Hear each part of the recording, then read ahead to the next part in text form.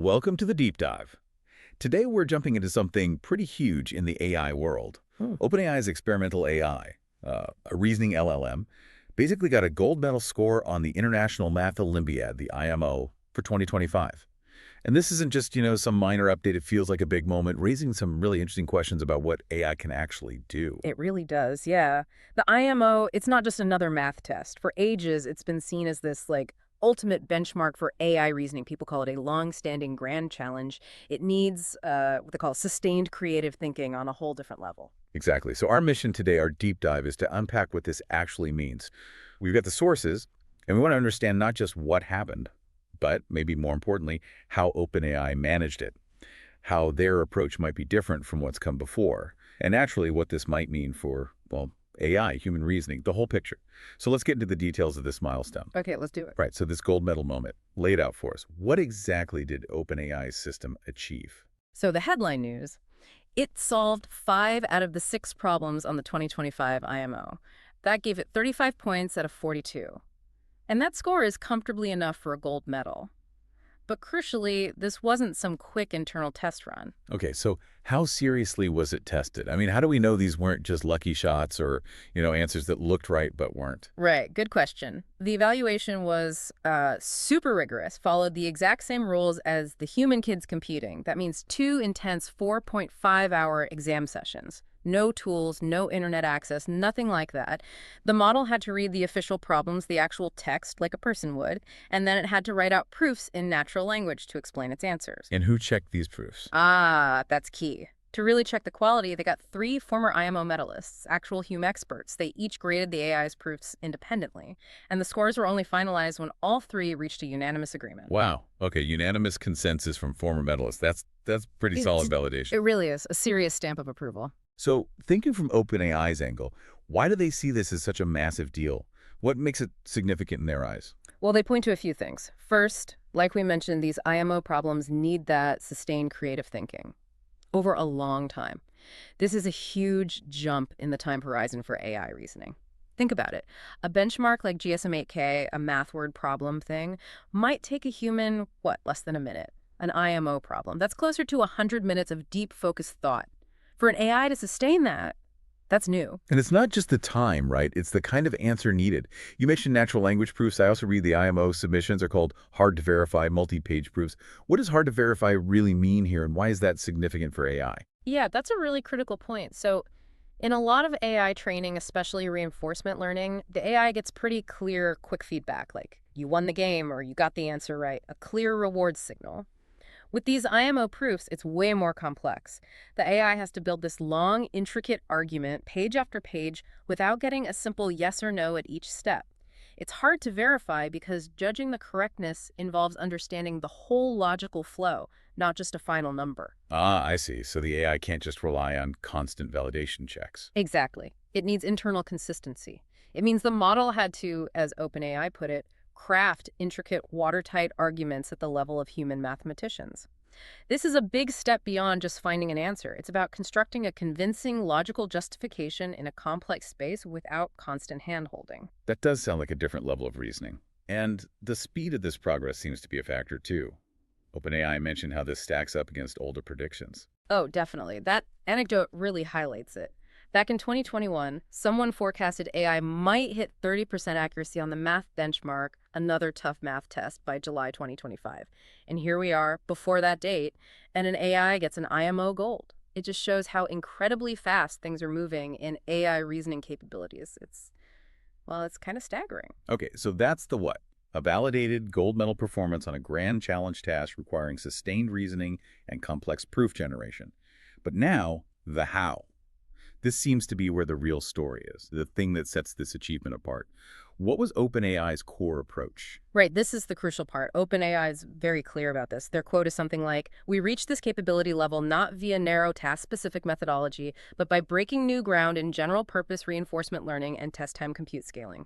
The key things there are general purpose, and they used an LLM, a large language model. And this is really important. It read the original IMO problem statements in natural language, just like a human competitor. That seems fundamentally different. Because there was talk, wasn't there, about Google DeepMind maybe having reached gold-level performance before.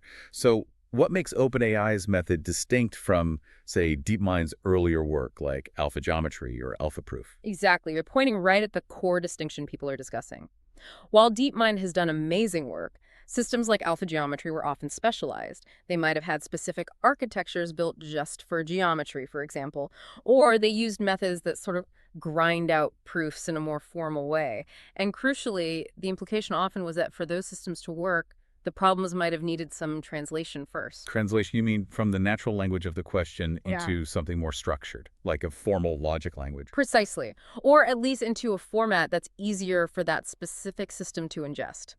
It wasn't necessarily taking the raw, potentially ambiguous natural language question straight up. OpenAI's claim is that their general LLM did exactly that, read the original text, understood it, and reasoned from there. So, if we put it all together, what's the big picture implication of that difference? General LLM reading natural language versus specialized systems maybe needing translation. It suggests a move towards more general artificial intelligence, more flexible, more human-like reasoning.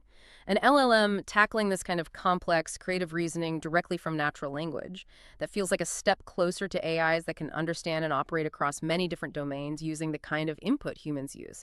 The specialized systems are incredibly powerful within their domains, no question, but this OpenAI result hints at a broader, more adaptable form of reasoning power emerging. It's less about a custom tool for one job, more about a general capability. That really reframes the achievement, doesn't it? It's not just solving hard math problems, it's how it solved them. Okay, let's dig a bit deeper now into some of the texture around this. What about the actual proofs the AI produced? Did they look like something a human mathematician would write? That's another really curious detail. Apparently, no. People who looked at them said they had a distinct style. Very different from typical LLM writing, they were described as much more concise. Sometimes the sentences weren't even like fully grammatically complete, almost like shorthand or notes someone might make if they were totally focused on the logical steps, not on writing beautiful prose. Huh. Concise, not quite grammatical. Any theories why? A few ideas floating around. One is maybe it's just a side effect of the reinforcement learning process, trying to be efficient.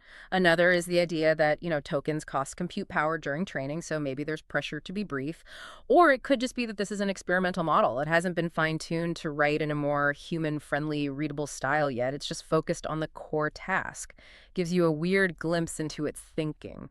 Fascinating. Okay, so we have the what, the how, the style, but let's add some context and maybe a few caveats. What about the IMO itself in 2025? Was it a typical year in terms of difficulty? Yeah, that's definitely worth mentioning for a balanced view. Some people who follow the IMO closely noted that problem 3 this year was considered really easy. Hmm.